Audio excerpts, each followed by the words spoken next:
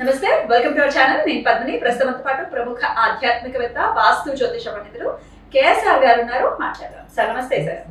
Sir, ధర్మార్థ కామ్య మోక్షాలు చతుర్విధ పురుషార్థాలకి సంబంధించి నక్షత్రాలని కూడా ఇది రిలేట్ అయి ఉంటాయి అని చెప్పి మీరు చెప్పడం జరుగుతుంది. ధర్మబద్ధంగా ఉండేటటువంటి 28 నక్షత్రాలు అంటే అభిజిత్తో కలుపుకొని 28 నక్షత్రాల్లో కూడా ధర్మానికి కట్టుబడి ఉండేటటువంటి నక్షత్రాలు ఏమిటి, అర్థానికి కట్టుబడి ఉండేటటువంటి అంటే అర్థంతో ఉండేటటువంటి నక్షత్రాలు ఏమిటి, ఇవన్నీ విశదీకరించి చెప్తూ ఉన్నారు మీరు.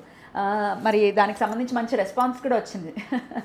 కాకపోతే ఎంత క్లియర్గా చెప్తూ ఉన్నా వాళ్ళు అసలు ధర్మానికి ఉండరు, మీరు ఎలా చెప్తున్నారు, ఏ ప్రాతిపదిక మీద చెప్తున్నారు అని చెప్పి కొంతమంది అడుగుతున్నారు. దాని గురించి మళ్ళీ ఈ వీడియోలో ఒక వివరణ ఇవ్వండి. అయితే ఈ పర్టికులర్ వీడియోలో అర్థం అంటే ఏంటి సార్? ఓన్లీ సంపాదించడమేనా? అంతేనా? అంటే సంపాదన మీదనే బాగా ఫోకస్ చేస్తూ సంపాదన అనేది మేజర్ మోటోగా ఉండేటటువంటి నక్షత్రాలు ఏవి? వాళ్ళు నిజంగానే మరి అంతలా ఆలోచిస్తూ ఉంటే చక్కటి సంపాదన పరులు అయి ఉంటారా? ఒకవేళ అలా లేకపోతే వాళ్ళు ఏం చేసుకుంటే సంపాదన అనేది మెరుగవుతుంది? ఇవన్నీ ఒక్కసారి మీ ద్వారా తెలుసుకోవాలనుకుంటున్నాను. తప్పకుండా. అంటే ఇది నేనుగా చెప్పాలంటే కనుక చాలా పెద్ద సబ్జెక్టే. కానీ మనం ఏంటంటే కేవలం ఈ నక్షత్రాలనే కాదు, మీకు దాంట్లో ఆ వీడియోలో కూడా చిన్న మాట ఇంకోటి కూడా చెప్పాను. అంటే ఇప్పుడు యాక్చువల్గా నక్షత్రం ఒక్కటే దాని మీద ఎలా మీరు రూఢి అవుతారు, ఇలా మనకి ప్రశ్నలు వచ్చినవి ఉన్నాయి. కానీ మనం చెప్పింది ఏంటంటే కనుక యాక్చువల్గా ఇది బేసిక్గా మనకి నక్షత్రాల నుంచి మొదలెట్టాం. కానీ నిజానికి చెప్పాలి అంటే కనుక ఇది చాలా దీంతో ఇది ఒక్కటి అర్థం చేసుకుంటే మొత్తం జాతకం అంతా నేర్చుకోగల. ఎలాగో చెప్తున్నాను, నేర్చుకునే వాళ్ళకి నేర్చుకుంటారు, ఉపయోగపడతారు. అంటే నేను చెప్పిన ఇప్పుడు నక్షత్రం అనేది అందరికీ తెలుసు కాబట్టి ముందు మనం నక్షత్రంతో మొదలెట్టాం, తర్వాత మనం లగ్నంకి వెళ్తాం. అంటే నక్షత్రం అనేది రాశిలో ఉంటుంది, లగ్నం ఉంది సపోజ్. ఇప్పుడు మనం ఈ 4 వీడియోలు ఎవరైతే మొత్తం ఏమంటాం కూలంకుషంగా చూస్తారో వాళ్ళకి చాలా ఈజీగా జాతకాలు చూడటం ఎలా అర్థమవుతుంది. అంతా చెప్తున్నా కదా, అర్థం చేసుకోవాలి అది వాళ్ళు. సో ఎలాగో అంటే చెప్తున్నాం ఏనండి. ఇప్పుడు మనం ఒక్కొక్కటి అసలు ధర్మానికి సంబంధించిన నక్షత్రాలు ఏంటో చెప్తున్నాం, అర్థానికి సంబంధించిన నక్షత్రాలు చెప్తున్నాం, కామానికి సంబంధించిన నక్షత్రాలు చెప్తున్నాం, మోక్షానికి చెప్తున్నాం. ఇది చెప్పినప్పుడు మళ్ళీ ఫస్ట్ ఇప్పుడు నక్షత్రాలు మన నక్షత్రంతో స్టార్ట్ చేసుకుంటున్నాం. నెక్స్ట్ స్టెప్ మన లగ్నం ఉంది. ఉదాహరణకి మన లగ్నం యొక్క నక్షత్రం దేంటనో దాంట్లో పడుతుందిగా. అవును. అప్పుడు దాన్ని బట్టి నా యొక్క బిహేవియర్ ఇక్కడ నా నక్షత్రం అది ఒకటేమో ధర్మాన్ని చెప్తుంది, కానీ నేను ఇక్కడ నా లగ్నం ఉంది, నా లగ్నం మటుకు ధర్మాన్ని చెప్పట్లా, ఏదో కామానికి ఉంది. అంటే కామంలో ఎక్కువే ఉంటాయి కానీ ధర్మంగా ఉంటాను. అలా అనుకోవాలా? ఓకే. తర్వాత నా జాతక రీత్యా తండ్రి కారకుడు ఉన్నాడు, అంటే 9వ భావాధిపతి ఉన్నాడు. నా 9వ భావాధిపతి ఆయన అర్థంలో పడ్డాడు అనుకున్నాం. అంటే మా నాన్నగారికి డబ్బు సంపాదన మీద ఆసక్తి ఎక్కువ ఉంటుంది అనుకోవచ్చు. అలా మీకు బోలని విషయాలు తెలుసుకోవచ్చు మీరు గనక మనసు పెడితే. అప్పుడు ప్రతి భావం కూడా అర్థమైపోతుంది కదా. నేను అనేది అంటే ఇప్పుడు మనకి నేర్చుకున్నప్పుడు బోలంత విస్తృతంగా నేర్చుకుంటాం.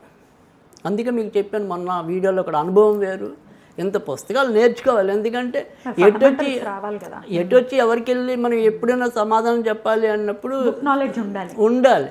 కానీ నిజానికి చాలా షార్ట్ కట్స్ ఉంటాయి మన జీవితంలో ఎదగడానికి. ఎలాగైతే కొన్ని షార్ట్ కట్స్ ఉంటాయో అలా జాతకంలోనూ ఏ సబ్జెక్టులో అయినా ఉంటాయి. సో అది ఎప్పుడు అర్థమవుతుంది మనకి, అనుభవం మీద అర్థమవుతుంది. Practice makes man perfect. So అంతేగాని ఇప్పుడు మనం వాళ్ళు రాగానే రవి ఎక్కడున్నాడు, కుజుడు ఎక్కడున్నాడు, శని ఎక్కడున్నాడు అంత అవసరం లేదు. అసలు ముందు దశ నడుస్తుంది అనేది అర్థమైతే దాన్ని బట్టి వాడు ఎక్కడి నుంచి ఎక్కడికి వచ్చాడు అనేది అర్థమవుతుంది. సో కానీ అవన్నీ ఎప్పుడు అర్థమవుతాయి?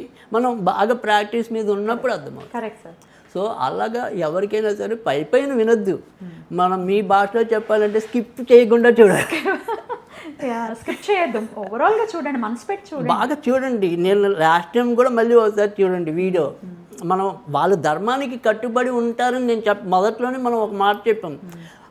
నువ్వంతా అంత కింద జన్మలో బాగా అల్లచిల్లరిగా తిరిగావు, ఇంకా జీవితం చివరిలో నీకు ఎక్కడో ధర్మం గుర్తుకొచ్చింది, కానీ అప్పటికే నీ ఆయుష్ ప్రమాణం తగ్గిపోయింది. అందుకని ఆ ధర్మం యొక్క పందాన్ని మళ్ళీ నెరవేర్చడం కోసం నువ్వు భూమి మీదకి వచ్చావు. ఈ జన్మలో ఈ నక్షత్రంలో పుట్టడం జరిగింది. ఓకే. ఇప్పుడు నువ్వు మళ్ళీ ఇక్కడికి వచ్చి ఈ భౌతిక వాసనల వెనకాల పరిగెత్తామనుకోండి, అప్పుడు మనం కూడా లాస్ట్లో ఇంకో మాట కూడా అన్నాం, నీకు అసలు 10 రూపాయల కష్టమే రాసి ఇచ్చాడు, ఎందుకంటే నువ్వు ధర్మబద్ధంగా అంత గుందం వెళ్ళావు కాబట్టి. కానీ ఇక్కడున్న ఈ మాయలో పడి నీ జీవితాన్ని పాడు చేసుకుంటూ మళ్ళీ 20 రూపాయల కష్టాల్లోకి వెళ్ళావు అన్నాం. అవును సార్. సో అందుకని ధర్మంగా ఉండటం కాదు, నువ్వు ధర్మంగా ఉండవలసిన బాధ్యత ఈ నక్షత్రాలకు ఉంది అని చెప్పాం. Beautiful sir. ఓకే, అది ఉంటారా ఉండరా అనేది మన ఇష్టం, బట్ బేసిక్గా వాళ్ళు పుట్టింది ధర్మనిరతి కోసం పుట్టారు వాళ్ళు. సో ఇప్పుడు మనం నెక్స్ట్ మీరు అడుగుతున్నది అర్థానికి సంబంధించింది. అర్థము అంటే కనుక జీవితం మొదట మీరు గుర్తుంచుకో, చతుర్విధ పురుషార్థాలు అంటే స్టార్టింగ్ స్టెప్ ఎక్కడ వచ్చాం, ధర్మం వచ్చింది, ఎండింగ్ స్టెప్ ఏమొచ్చింది, మోక్షం వచ్చింది. అంటే మన పిల్లలకి మన యొక్క సంస్కృతి అనేది ధర్మంతో మొదలెట్టాలి. అంటే మన బిడ్డను పెంచేప్పుడు అరే నువ్వు ఇది చేస్తే తప్పురా, ఇది చేస్తే తప్పురా అంటే, అందుకని ప్రాథమిక అడుగు అనేది ధర్మంతో మొదలెట్టాడు మనకి సిలబస్ అనేది. ఎప్పుడైతే ఈ ధర్మాన్ని అకలింపు చేసుకున్నావో నెక్స్ట్, అంటే ఇది ఇంత వివరంగా ఎందుకు చెప్తున్నానంటే, ఒక ఆయన మన కామెంట్లో అది కూడా పెట్టారు, ధర్మార్థ కామ మోక్షాలు అంటే అసలు ఎలా నెరవేర్చుకోవాలి, ఎలా చూసుకోవాలని ఒక ఆయన ఎవరో పెద్ద ఆయన కామెంట్ పెట్టారు. దానికోసం ఎప్పుడైతే మీ యొక్క ఏమంటాం ప్రాథమికంగా మీ అడుగులు ధర్మం వైపు పడ్డాయో, తర్వాత వచ్చే 2 స్టెప్పులు మీరు బ్యాలెన్స్గా వేస్తారు. అంటే డబ్బు సంపాదించడంలో విపరీతమైన పోకడలకు పోవటం కానీ, అవినీతి మార్గాన్ని పట్టడం కానీ చేరు. ఎందుకంటే మీరు పుట్టడం పెరగటం 2 ధర్మంలో ఉన్నాయి.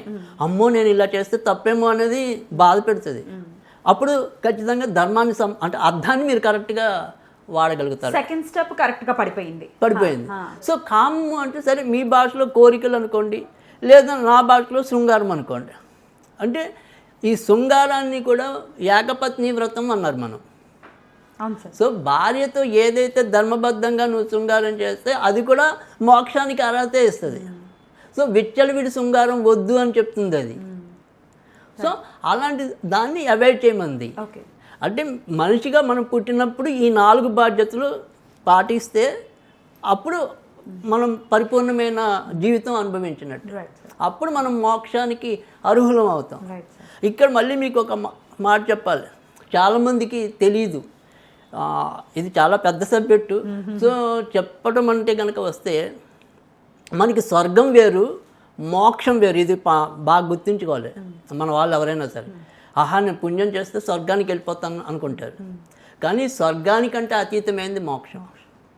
సో ఈ స్వర్గము నరకం అనేవి ఉన్నాయి అనుకున్నప్పుడు ఏమవుతుందంటే, మీరు కొంత పుణ్యం చేశారు లేదా కొంత పాపం చేశారు, ఆ పాపంకి ఎంత శిక్ష ఉందో అంతవరకు నరకంలో ఉంటాం, మిగతా అదంతా మళ్ళీ స్వర్గానికి వచ్చేస్తాం. స్వర్గంలో మీ బ్యాలెన్స్ కరిగిపోయాక భూమి మీదకి వచ్చేసాం. కానీ మోక్షం ఇంక రాదు, మీ దేవుడి దగ్గరే ఉండి ఆయన ఎప్పుడు వెళ్ళి అక్కడ అవతార పురుషుడిగా ఉదయించని చెప్పినప్పుడల్లా మీరు వస్తూ ఉంటారు భూమి మీదకి. మళ్ళీ మీ బాధ్యత అయిపోగానే మళ్ళీ చలో ఇలా ఉంటుంది. సో స్వర్గం నరకం అనేది ఎప్పుడు కూడా సమం కాదు, అంటే మన ఏమంటాం శాశ్వతం కాదు. బ్యాలెన్స్ అయిపోయిందంటే వచ్చేయడం, మళ్ళీ బ్యాలెన్స్ అయిపోయిందంటే భూమి మీద పరిగెత్తుకు వచ్చేస్తుంది. అందుకని స్వర్గం అంటే కాసేపు సుఖపడతానేమో అనుకోవచ్చు, కానీ అది అయిపోగానే అయిపోతుంది. సో అందుకని ఎప్పుడు కూడా మన యొక్క ఫైనల్ టార్గెట్ ఎప్పుడు కూడా మోక్షం ఉండాలి. మోక్షంకి అర్హత అనేది సరే లాస్ట్లో ఆ నక్షత్రాలు ఏంటి అనేది తర్వాత వస్తాయి. ఇక అర్థానికి సంబంధించిన నక్షత్రాలు ఏంటి? రైట్. సో ఈ అర్థానికి సంబంధించిన నక్షత్రాల్లో భరణి నక్షత్రం అనేది ఒకటి, తర్వాత పునర్వసు నక్షత్రం అనేది ఒకటి, తర్వాత మఖా నక్షత్రం ఒకటి, స్వాతి నక్షత్రం అనేది ఒకటి, జ్యేష్ఠ నక్షత్రం అనేది, శ్రవణ నక్షత్రం, పూర్వభాద్ర. ఈ 7 నక్షత్రాలు కూడా డబ్బు కోసం. అంటే ఇక్కడ మనం ఈ 7 నక్షత్రాలు కనుక అర్థం చేసుకుంటే, భరణి అవ్వచ్చు, పునర్వసు అవ్వచ్చు, మఖ అవ్వచ్చు, స్వాతి అవ్వచ్చు, జ్యేష్ఠ అవ్వచ్చు, శ్రవణం అవ్వచ్చు, పూర్వభాద్ర అవ్వచ్చు, వీళ్ళకి డబ్బు సంపాదించాలనేది ఒకటి ఈక్ష, అంటే కోరిక అనేది కొద్దిగా ఎక్కువ ఉంటుంది. సో భౌతికంగా మనకు ఉండే సుఖాల పట్ల వీళ్ళకి ఎక్కువగా తీర్చుకోవాలి, అంటే డబ్బు సంపాదించాలి అనేది ఉంటుంది. అయితే ఇక్కడ పాటు చేసుకునే వాళ్ళు కూడా వీళ్ళే ఉండొచ్చు. అంటే ఎప్పుడైతే మనకి అతిగా ఆశకుపోయామో అప్పుడు ఆటోమేటిక్గా ఆ ధనాన్ని పాడు చేసుకోవటం అనేది కూడా ఉంటుంది. సో అంటే ఇక్కడ ధనం పాడు చేసుకోవాలన్నా, బాగు చేసుకోవాలన్నా, ఇతర వ్యసనాల రూపేణన్నా ఉన్నది పోగొట్టుకోవాలన్నా కూడా వీళ్ళకే ఎక్కువ బలహీనతలు ఉంటాయి. సో ఒక్కొక్కరు ఒక్కొక్క పందాలో ఆ డబ్బుని మళ్ళీ పాడు చేసుకోవచ్చు. కానీ వీళ్ళు గుర్తించుకోవాల్సింది ఏంటి అంటే కనుక ధనం వచ్చినప్పుడు కూడా మీరు అదే రకమైన సమతుల్యత పాటించినప్పుడు మాత్రమే మీకు మళ్ళీ లాస్ట్ ఉండే స్టెప్కి అందుకోగలుగుతారు. లేదంటే మళ్ళీ ఇక్కడ మీరు పోగొట్టుకున్న దానికి చింత ఉంటుంది, చింత ఉంది అంటే కనుక మళ్ళీ భూమి మీదకి రావాల్సిందే.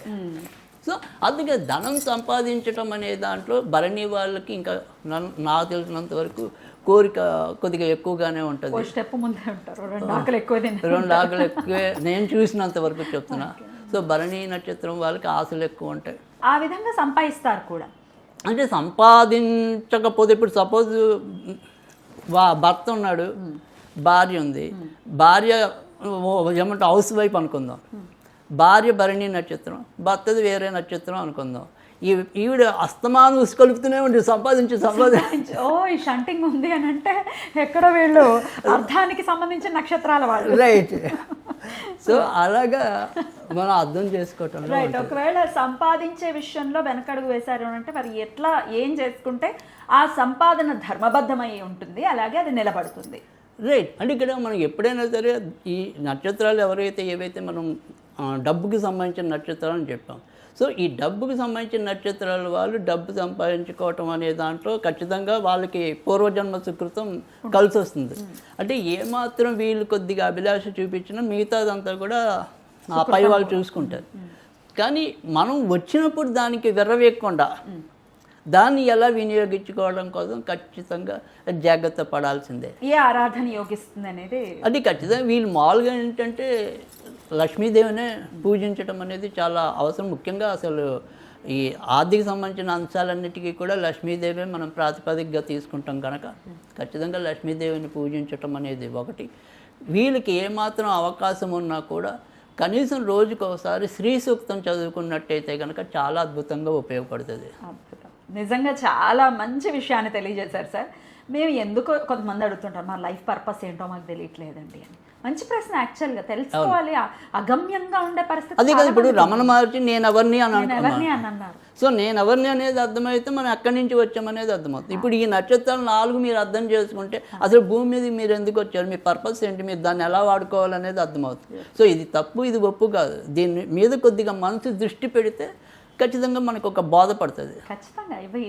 అంటే ఇప్పుడు దీని మీద 9 భావాలు మనం ఎలా చేస్తే అది ఎంత పెద్ద సబ్జెక్ట్ అది. సో బట్ మనం మెయిన్ ఏంటంటే అందరికీ వాళ్ళ నక్షత్రాలు తెలుసు కాబట్టి ఫస్ట్ మనం తాత్కాలికంగా అంటే అన్నప్రాసం రోజు ఆవకాయ పెట్టలేము కాబట్టి సాధ్యమైనంత వరకు మన ప్రయత్నం మనం చేస్తున్నాం అంతవరకే. ఖచ్చితంగా ఈ వీడియోస్ మాత్రం పరమాన్నం లాంటి వీడియోలే, ఖచ్చితంగా ఉపయోగపడతాయి. సో అర్థం చేసుకునే వాడికి మటుకు మనసు పెట్టి విన్న వాళ్ళకి అయితే కనుక ఖచ్చితంగా అర్థమవుతాయి. నా ఉద్దేశం కూడా అదే. చక్కగా వినండి, విపులంగా వినండి, ప్రశాంత చిత్తులై వినండి. ఊరికే కాంట్రడిక్ట్ చేసి వ్యతిరేకించేస్తే మిగిలేది ఏమీ ఉండదు, ఆ వ్యతిరేకతే మిగులుతుంది. ఏం చెప్తున్నారు, అంత అనుభవజ్ఞులు చెప్తూ ఉన్నారు, ఏదో చిన్న చిత్కా మనుషులు కాదు. కాబట్టి ఖచ్చితంగా మనసు పెట్టి వినండి, మీకోసమే చేస్తున్నటువంటి వీడియోస్ ఇవి. ఇక నెక్స్ట్ వీడియోలో కామ్యానికి సంబంధించిన నక్షత్రాలు ఏమిటి, మోక్షానికి సంబంధించిన నక్షత్రాలు ఏమిటి అనేది ఫర్దర్ వీడియోస్లో తెలుసుకుందాం. Thank you so very much sir, చాలా బ్యూటిఫుల్గా ఎక్స్ప్లెయిన్ చేశారు. కృతజ్ఞతలు సార్. నమస్తే.